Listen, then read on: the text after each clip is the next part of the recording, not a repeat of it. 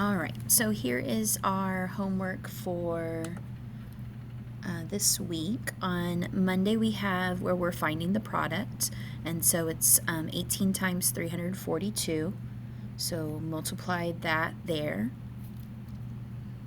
And then right here on the other side we're taking this number and putting it in expanded form. So the 3 is in the tens place, the 2 is in the ones, there's a 0 in the tenths, there is a 4 in the hundredths, and a 3 in the thousandths.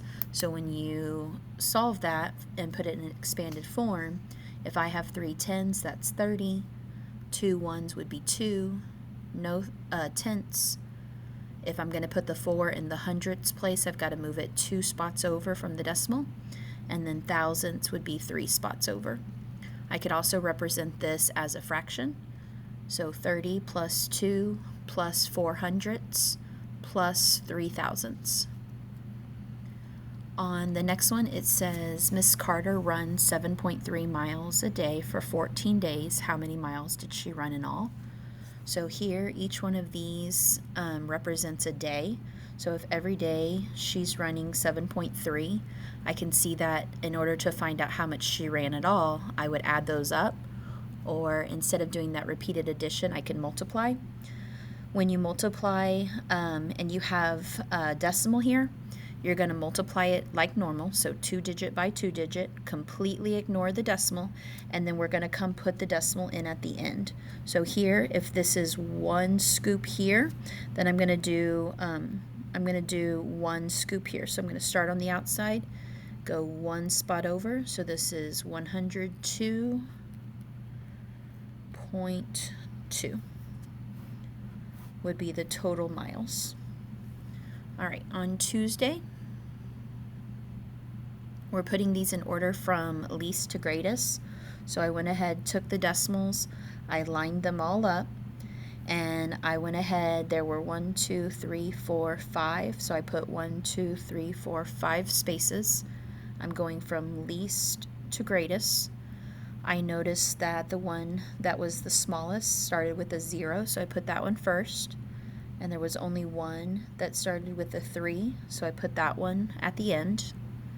And then for the ones in the middle, I noticed that there was only one that started with a 2, so that would go here. And then there were 2 of them that started with a 1, so then I had to go look at the tenths place, and I know that 4 is smaller than 8. So there we go, least to greatest. On the next one, we're finding the quotient for this, 1005 divided by 15. So I made my groups of 15, set up my division problem, found out that that goes 67 times. No remainder. Then here it says Emily has $1.24, Joey has $5.36, and Maria has $2.42. So I'm trying to find out if they have enough money to purchase a CD for $9. So if I combine their money, they have $9.02. So since the CD only costs $9, they have enough to buy it. All right, for Wednesday, that was Tuesday. So for Wednesday, I'm finding the difference. So take that 64.09 minus 8.80 and subtract. You get 55.29. Over here, we're solving. We're going to do our GEMDAS. So G, we always do the groups first, exponents, then multiplication and division, adding and subtracting. On the multiplying and division, we always do whatever on the left first, and same thing for adding and subtracting. So here I have groups because these are in parentheses here. So I'm going to focus on the 24 divided by 4. So I'm asking myself, how many times does 4 go into 24? It goes 6 times. I bring everything else down. Then I have 6 plus 6 times 3. So I start back over. I have addition and multiplication. Multiplication goes first. So I focused on that 6 times 3, which is 18. Then I added my 6 and got my answer. All right, on the next one, it says a sports arena had this many fans at a basketball game on Friday. So I wrote that here. And this many fans on Saturday. And we want to know how many fans attended the game over those 2 days. So we're combining these amounts. So I'm trying to find that total of those 2 days. So I added and got my answer here. Then on Thursday, I am comparing.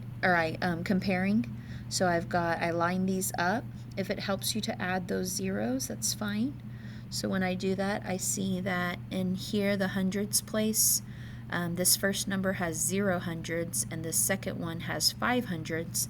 So this one is much less than this one, this number. So 56 and 53 hundredths is less than 565 and 3/10. Same thing here, I can add that 0 and I can see that these numbers are identical, so they are equal. All right, Thursday over here, we're solving again. Again, our GEMDAS, groups, exponents, multiply, divide, add, and subtract. All right, so here we do groups first. So we're going to focus on the 20 plus 15. Bring everything else down, divided by 5 plus 4 times 2. And then again, it's like you start over. So we got our answer for that, 35. And then I have division, adding, multiplying. I'm going to divide. So division and multiplication come before adding. But because the division is on the left-hand side first, I'm going to divide before I multiply. So I'm going to focus on this part here. So 5 goes into 35 7 times. I'm going to bring everything else down. Then I'm going to start over. I've got addition and multiplication. I'm going to multiply. 4 times 2 is 8, plus my 7. Then the last one here says a bakery makes 125 loaves of bread each day.